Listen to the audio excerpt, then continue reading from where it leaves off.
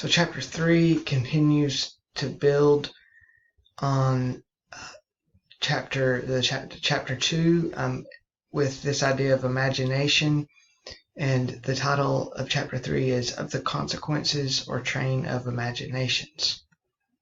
And Hobbes says, by consequence or train of thoughts, I understand that succession of one thought to another, which is called, to distinguish it from discourse in words, mental discourse. So we have these images in our mind, and whenever we think of something or whenever we see something or experience something, it creates an impression in our minds, and that is a mental discourse. Even if we don't put it in words necessarily, it's just sensory, visual or auditory or feeling, but it still creates a mental discourse. And he says, all fancies are motions within us, relics of those made in the sense. So this impression that it makes on us is emotion. And so we have sense impressions, which make fancies or thoughts, which are connected one to the next, and that creates a train of thoughts. I boot up my recording software for YouTube. I realize I'm thirsty. I think about what drink I'm going to get, a glass of water. And so these are images that are going through my mind. And then whenever I actually get up to do those things, it probably won't look exactly like I envisioned it, but that's a mental discourse taking place. And so the world, is, I might walk my dog outside and the dog sees a squirrel and it takes off running, and I don't have a good handle on the leash, and she pulls it out of my hand, chasing the squirrel. So the world, in other words, is constantly changing. We don't know what will happen next. And Hobbes says, but because in sense to one and the same thing perceived, sometimes one thing, sometimes another succeedeth, it comes to pass in time that in the imagining of anything, there is no certainty what we shall imagine next. So Hobbes says that there are two kinds of trains of thoughts. And trains of thoughts, he calls mental discourse. So the first type is unguided. So maybe if you're daydreaming, or the second is more, he says the second is more constant, as being regulated by some desire and design. From desire ariseth the thought of some means we have seen produce the like of what we aim at. So thinking about how to obtain what it is we want to, goals or immediately, getting that glass of water, I have to do this, I have to get up, I have to walk into the kitchen. That's a desire to get that. And so that glass of water, and of course, this applies, it's a very, basic need and desire, but these are things that are going to apply to much more higher level things, as we'll see. And Hobbes says, and because the end by the greatness of the impression comes often to mind in case our thoughts begin to wander, they are quickly again reduced into the way, which, observed by one of the 7 wise men, made him give this precept, which is now worn out, respus finem. That is to say, in all your actions, look often upon what you would have as the thing that directs all your thoughts in the way to attain it.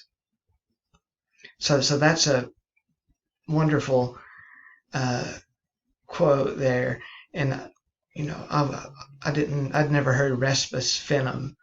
I'm going to repeat that. Respus finem. That is to say, in all your actions, look often upon what you would have as the thing that directs all your thoughts in the way to attain it. So we have, if you want to get a promotion at work, or you want to publish a book, or you want to buy a car, or whatever it is, think about what it is that you want, and you can generally know, if I want to get a promotion, I have to do X, Y, and Z. If I want to buy a car, I have to save up some money. And the thing that we want, let it drive our thoughts and how to attain it. And he says, sometimes a man desires to know the event of an action, and then he thinketh of some like action past, and the events thereof, one after another, supposing like events will follow like actions. Which kind of thoughts is called foresight and prudence, or providence, or sometimes wisdom. And then he continues, he says, but this is certain by how much one man has more experience of things past. So, we saw experience in the last reading. By this is certain how much one man has experience of things past than another. By so much also is he more prudent, and his expectations the seldomer fail him. The present only has a being in nature. Things past have a being in the memory only.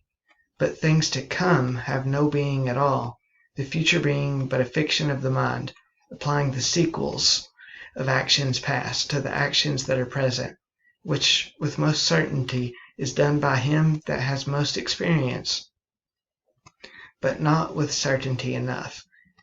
And though it be called prudence, when the event answereth our expectation, yet in its own nature it is but presumption. For the foresight of things to come, which is providence, belongs only to him by whose will they are to come. From him only, and supernaturally, proceeds prophecy. The best prophet is naturally the best guesser, and the best guesser he that is most versed in studies in the matters he guesses at, for he hath most signs to guess by. So again, that's the idea that the person with the most experience is the best guesser of how things will turn out.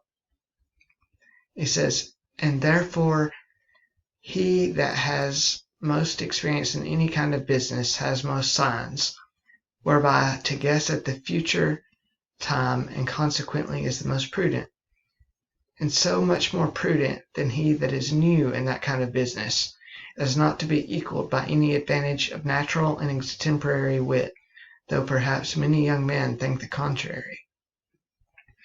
So he's saying that somebody that's very intelligent, they're young, maybe just out of school, and just they get into the workforce, they think that they can revolutionize maybe some process, or introduce something that changes the industry, or changes, it just makes a really beneficial impact just right off the bat.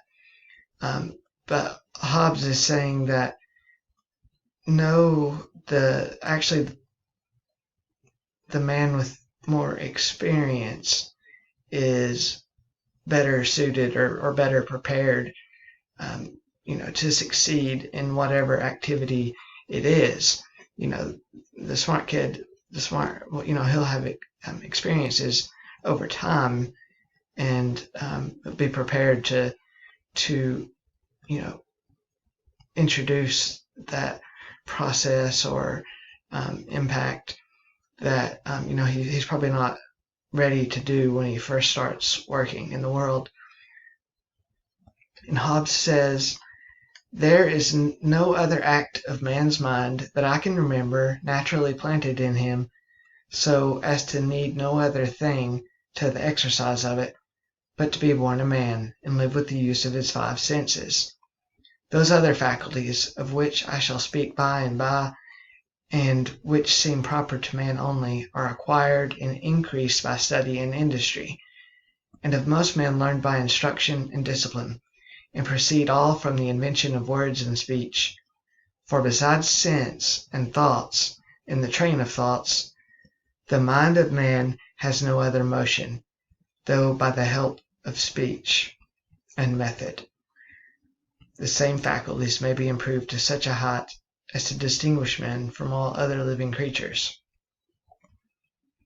So, everyone is born with the same five senses, and that's all that someone naturally needs to succeed in this, and then study and industry can increase abilities.